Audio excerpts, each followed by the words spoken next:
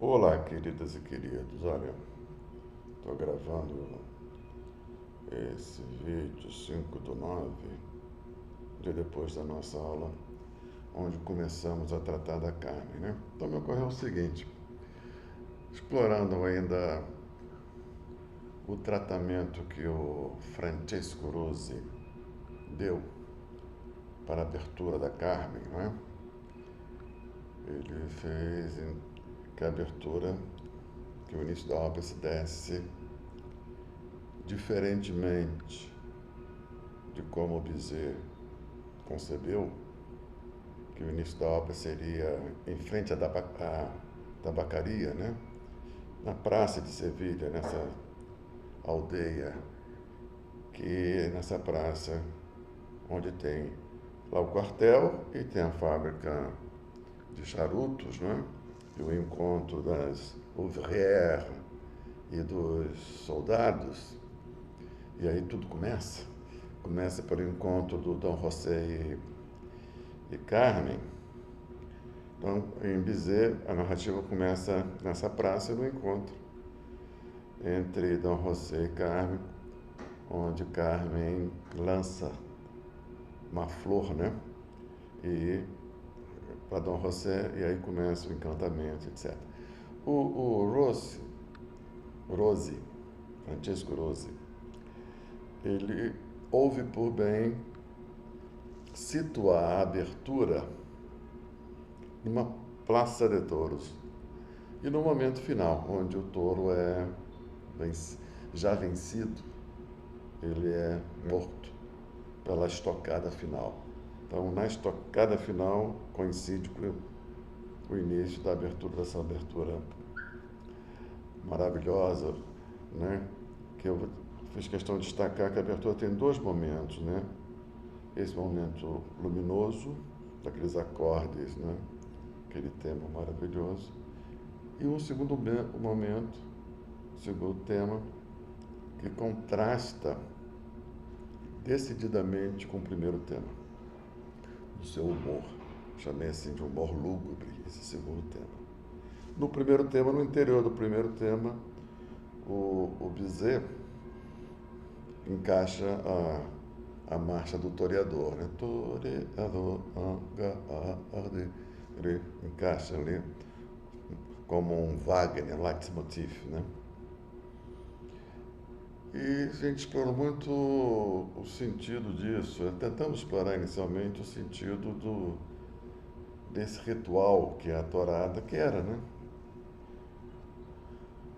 Depois a torada passou a ofender uma nova sensibilidade que foi se criando ao longo do tempo, onde ao invés de se ver a vitória do ser humano sobre a natureza hostil, passamos a ver o sofrimento do touro, né? Então seria até interessante a gente levarmos a sério essa mudança de sensibilidade, essa mudança de consciência, essa mudança de subjetividade. A torada, podemos dizer isso, ela é um ritual, uma espécie assim de uma missa selvagem,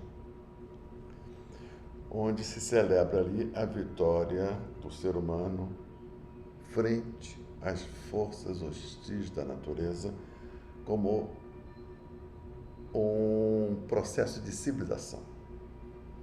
Melhor dizendo, a civilização, o processo de civilizatório, como também uma vitória do ser humano frente às forças hostis da natureza, representado pelo touro. E esse sentido civilizatório que a torada representa, de modo ritualístico, aparece claramente na estetização desse combate do ser humano frente às forças hostis da natureza. Nós exploramos isso. O processo da tora como um processo estético, estetizante. Não é? Os animais devoram as suas presas em busca de alimento. Nós consumimos o alimento buscando estetizá-lo ao máximo, seja estetizá-lo para atender demandas do paladar com os temperos, seja estetizá-lo com os modos de etiqueta à mesa, com os copos, com os talheres, com os pratos, com a disposição da mesa, a disposição estética dos pratos, das iguarias, né? Então, entender o processo civilizatório como uma vitória estetizante do ser humano contra forças hostis. Né? Então, podemos dizer que isso está bem representado nesse primeiro momento da abertura. A abertura tem dois momentos. Né? Eu acho que o Francesco Rosi ele foi muito feliz ao situar a abertura não na Praça de Sevilha, numa das praças de Sevilha, como no original, e sim numa Praça de Touros. Porque um dos personagens importantes, não central, mas importante na ópera é o Dom Escamilho, toureiro, né? Que aparece triunfalmente no segundo ato. Né? Então, muito bem. Então, nessa primeira parte da abertura, nós temos a celebração da vitória do ser humano sobre as forças hostis da natureza, representado pelo touro.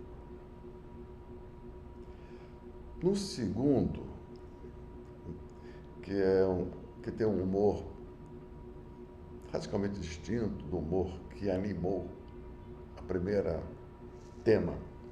parte, o primeiro movimento, vamos dizer assim, da abertura, o Francesco Rosi houve por bem situá-lo, evidentemente, em outro lugar. E como é que ele situa? Ele também foi feliz aí, o Francesco Rosi. Ele situa numa procissão, onde uma procissão que conduz o andor com a imagem da Virgem Maria, acho que em prantos, né?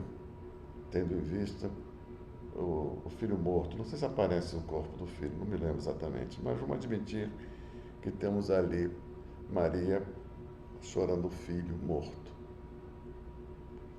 Tivemos o touro morto num primeiro momento e temos aqui como o reverso, Virgem Maria e seu filho morto, né? E a morte e a ressurreição de Jesus, que inaugura, né, esse programa civilizatório que nós chamamos cristianismo. O cristianismo também é um programa civilizatório. Só que o Francesco Rosi, ele colocou todos aqueles que participam da procissão. Então nós temos dois grupos, na verdade três. Os que participam da procissão, conduzindo esse andor, uma espécie de plateia. Lá na Praça de Touros, nós tínhamos lá a arena e a plateia. Aqui nós temos a procissão e a plateia, na verdade, duas plateias. Essa que está ao rés do chão, no mesmo plano onde se encontram os peregrinos, não sei se é assim que chamam, os que participam da procissão, e tem também um balcão onde se assiste, né, talvez uma outra classe social, duas classes sociais, uma que assiste à procissão desde o balcão e outros que assistem à procissão desde o resto do chão, né? Os que participam da procissão e aquelas sobretudo, são mais mulheres do que homens no balcão, todos estão de luto. Então esse elemento que me faltou observar ontem, na aula de ontem, né? Eu queria então esse vídeo para reparar isso que faltou dizer.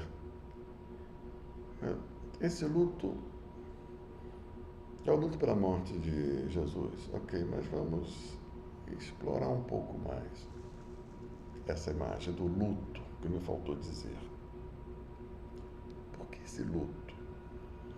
Daí o tom lúgubre do segundo. Não, então, diante do tom lúgubre do segundo movimento da abertura, Francesco Rossi levou a sério esse tom lúgubre, colocando as pessoas de luto. Eles que conduzem. A mãe que chora o seu morto. Vamos explorar essa ideia aqui. Então vamos torcer um pouquinho e dizer o seguinte: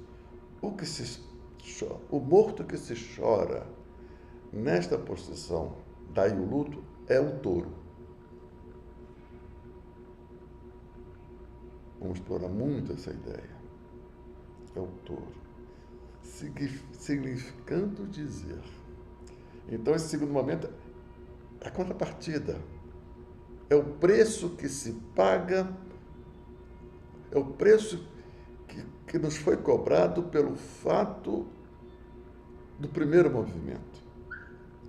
Quando se mata o touro, se morre em alguma medida com o touro. É o preço da civilização, digamos assim, entendeu? Preço esse que Carmen talvez não quisesse ter pago. Não quer pagar. Carmen é aquela que, na civilização, não quer pagar o preço que nos é cobrado pela civilização. É um touro domável. E nós, os civilizados, recaem sobre nós o preço que esse projeto estetizante nos faz pagar para sermos civilizados. Evidentemente que aí tem um eco freudiano. A civilização e seus descontentes. Então, o descontentamento da civilização, segundo Freud, vem de onde? De algum sacrifício que nos é cobrado pelos processos civilizatórios. Nós nos morremos também um pouco, porque essa natureza que o touro representa, que precisa ser vencida, ela também nos habita. Então, matar o touro fora de nós, em alguma medida, implica matar alguma dimensão nossa interna. O nosso touro. Carne é essa que não. Carne é essa desse touro redivivo. Se Jesus ressuscita, o touro ressuscita em carne. Entende? Isso que a gente vai ter que explorar. Quero explorar. Né? Então, foi muito feliz, a meu ver, o Rossi, em colocar em contraposição a arena onde se celebra a vitória estética contra as forças hostis da natureza. Aí, no segundo momento, tem o preço que pagamos por isso, expresso pelo luto, expresso pela morte de Jesus. Entendeu? E Carmen, que aparece adorando ao seu modo. Carmen não está ali em luto quando ela olha para a imagem de Maria. Ela não está em luto. Porque Carmen é aquela que recusou entrar em luto. E dá uma espécie de segunda chance ao touro.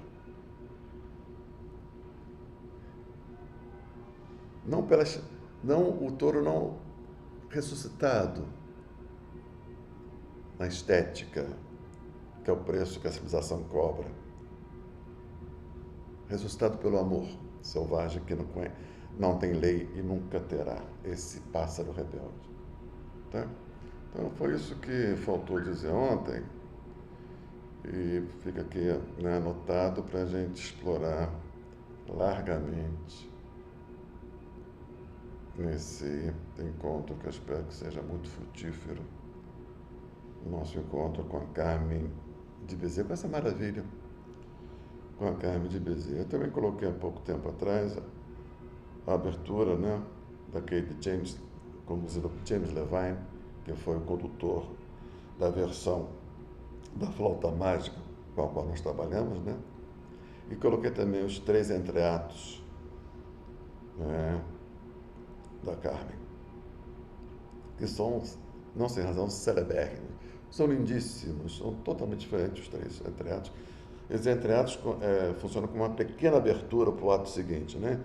Então, antes do segundo ato tem esse primeiro entreato, Antes do terceiro ato, temos o segundo entreato, e antes do quarto ato, temos o terceiro entreato, os três totalmente diferentes uns dos outros e igualmente belíssimos, né?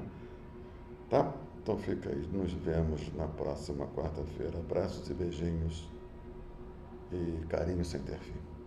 E viva a Carmen de Bezerra.